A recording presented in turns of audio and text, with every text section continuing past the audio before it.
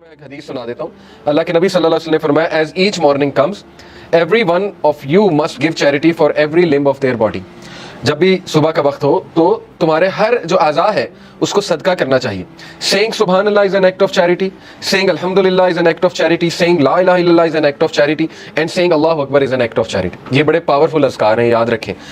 سبحان اللہ, الحمدللہ, لا الہ الا اللہ, اللہ اکبر. اس کو ہمارے معاشرے میں ظاہر ہے چوتھا کلمہ بھی کہتے ہیں. بہرحال تو یہ ایک حدیث میں بھی آتا ہے کہ یہ جو اذکار ہے نا, یہ دجال جب آئے گا تو اس کے دور میں مومن کی خوراک ہوگی. جب فیمن کا دور ہوگا تو یہ مومن کی خوراک ہے یہ ذکر. تو بہرحال یہ اللہ کے نبی نے کہا یہ سارے الفاظ چیریٹی ہیں.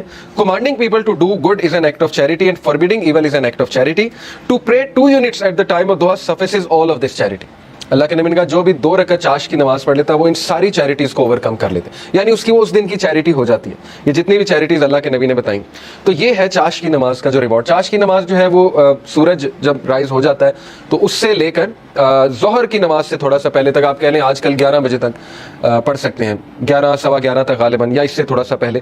آپ نے دیکھا ہوگا تبلیغ جماعت لے جاتی ہے تو وہ یہ عادت ڈالتی ہے. ابابیل کی نماز بھی آپ نے سنا ہوگا, چاش کی نماز, دوحہ کی نماز, یہ ساری. ہم بات کر رہے تھے لیسنز کی. تو لیسن یہ چند آیات سے یہ نکلا کہ ہر اندھیری رات کے بعد روشنی آنی ہے. کبھی بھی سچویشن سیم نہیں رہتی, تو مومن کو کبھی بھی ہوپ لیس نہیں ہونا چاہیے کسی بھی سچویشن کے بارے میں. ہوپ ہی ایک ایسی چیز ہے نا جو انسان کو زندہ رکھتی ہے, ہوپ ہی ایک ایسی چیز ہے جو انسان کو ہیلدی رکھتی ہے. تو اللہ تعالیٰ ہوپ دلا رہا ہے. یہ اللہ کے الفاظ ہیں, یہ کسی انسان کے الفاظ نہیں ہیں کہ اللہ تجھے نہیں چھوڑ سکتا, نہ اللہ تجھ سے ہیٹڈ کرتا ہے. بس یہ اللہ کے کچھ طریقے ہوتے ہیں انسان کو ٹیسٹ کرنے کے لیے, انسان کو کچھ سکھانے کے لیے. اور پھر اللہ نے وعدہ کیا وَلَلْآخِرَةُ خَيْرٌ لَكَ مِنَ الْأُولَىٰ, کہ اے نبی یہ دنیا تو ہے ہی آپ کے لیے بہت بہتر, لیکن یہ کہ آخرت اس سے بھی بہتر ہوگی آپ کے لیے. تو اس دنیا کے جو غم ہیں, اس دنیا میں جو ٹیسٹ اینڈ ٹرائلز ہیں, وہ کہیں آپ لوگوں کو اس غم میں نہ ڈال دیں کہ میری زندگی میں اتنے پرابلمس کیوں ہیں, کیونکہ یہ دنیا کی زندگی تو ہے ہی بہت ٹیمپرری. اصل میں آخرت کی زندگی ہے, وہاں پہ آپ کا ریوارڈ جمع ہو رہا ہے. اور پتہ نہیں اللہ کے نبی کو تو اللہ نے کتنا دینا ہے. دیکھیں انا اعطیناک کل کوثر, جب یہ صورت نازل ہوئی تھی تو اللہ کے نبی بہت خوش تھے, اور صحابہ نے خوشی کی وجہ پوچھی تو اللہ کے نبی صلی اللہ علیہ وسلم نے کہا کہ اللہ تعالیٰ نے مجھے آج بہت بڑی خوشخبری سنائی کہ اللہ نے مجھے الکوثر دینا اور اس سے میں اپنے امتیوں کو پانی بھی پلاؤں گا. تو یہ بہت بڑا سٹیٹس ہے, اور مقام محمود آپ کی سوچ ہے وہ کتنا بڑا سٹیٹس ہے اللہ کے ہاں, کہ نبی صلی اللہ علیہ وسلم جو ہے وہ کتنا قریب ہوں گے اللہ تعالیٰ کے جنت الفردوس میں. تو اس لیے مومن کے لیے دیر از آلویز ہوپ. اگر زندگی میں کوئی کمی رہ جاتی ہے, کچھ مل جاتا ہے, کچھ نہیں مل جاتا ہے, تو مومن کبھی بھی ہوپ لیس نہ ہو. رسول اللہ صلی اللہ علیہ وسلم کے حوالے سے میں آپ کو ایک زبردست واقعہ ترمذی کا ہے. It is recorded by Imam Ahmad bin Hanbal that Abdullah bin Mas'ud said the messenger of Allah was lying down on a straw mat and it left marks on his side. چٹائی پہ جیسے ہم لیٹتے ہیں نا تو کچھ نشانات پڑ جاتے ہیں, تو اللہ کے نبی صلی اللہ علیہ وسلم کے یہاں کچھ نشانات پڑ گئے اس میٹ کے.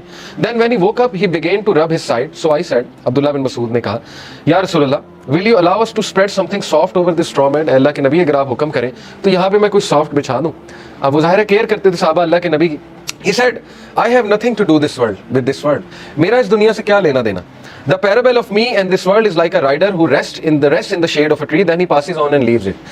میری مثال ایسے ہے کہ جیسے ایک رائڈر کی مثال ہوتی ہے کہ جو چل رہا ہوتا ہے اور کچھ دیر کے لیے اس نے ریسٹ کرنا ہوتا ہے کسی شیڈ کے نیچے, ٹری کے نیچے, تو وہ بس ریسٹ کرتا ہے اور اس کے بعد اپنی جرنی پہ چلتا ہے. یعنی اس لیول کی فلسفی, اس لیول کا توکل, اس لیول کا یقین, اس لیول کا ایمان, تو زندگی اصل میں گزرتی ہے ایمان سے, توکل سے. یہ بلڈ کرنا چاہیے بچوں کا. اگر آپ نے کچھ بلڈ کرنا ہی ہے اپنا تو سب سے زیادہ ٹائم اس پہ لگائے. حق الیقین. اللہ کہتے ہیں نا کہ مومنین جو, اللہ نے کیا خاص بات بتائی مومنین کی سورہ البقرہ میں, الذین یؤمنون بالغیب ویقیمون الصلاۃ ومما رزقناہم ينفقون والذین یؤمنون بما انزل الیک وما انزل من قبل وبالآخرۃ هم یوقنون. ایک تو غیب پر ایمان, دوسرا یہ کہ آخرت پر یقین, اتنا یقین کہ ان کے ایکشنز بتاتے ہیں. ٹھیک ہے نا, مومنین جو ہیں ان کی نظر آخرت پر ہوتی ہے. اللہ کے نبی صلی اللہ علیہ وسلم کی نظر جو ہے وہ آخرت پر تھی. تو انہوں نے کہا کہ میرا کیا لینا دینا اس دنیا سے, جو مل گیا مل گیا, اور جو نہ ملا اس پہ بھی الحمدللہ. تو یہ بہت بڑا لیسن ہے, یاد رکھیں کہ مومن کا جو دن گزرنا چاہیے نا, وہ جو مائنڈ سیٹ ہونا چاہیے ہمارا, وہ آخرہ اورینٹڈ ہونا چاہیے. اس پہ بہت میں بار بار فوکس کرتا ہوں. اس لیے اگر آپ نے کچھ پڑھنا ہی ہے نا تو کچھ ایسا پڑھیں جس سے آپ کا یقین بلڈ ہو. ٹھیک ہے نا, یقین کیسے بلڈ ہوتا ہے؟ صحابہ کی سٹوریز پڑھ کے یقین بلڈ ہوتا ہے, اللہ کے ناموں کے, اللہ کے ایٹریبیوٹس پڑھ کے یقین بلڈ ہوتا ہے, قرآنک سٹوریز پڑھ کے, انبیاء کی سٹوریز پڑھ کے کہ ان کو کتنا یقین تھا اللہ میں, کتنی مثالیں دیکھیں اللہ نے دی. کئی لوگ یہ سوچتے ہیں کہ شاید ہم میٹر ہی نہیں کرتے.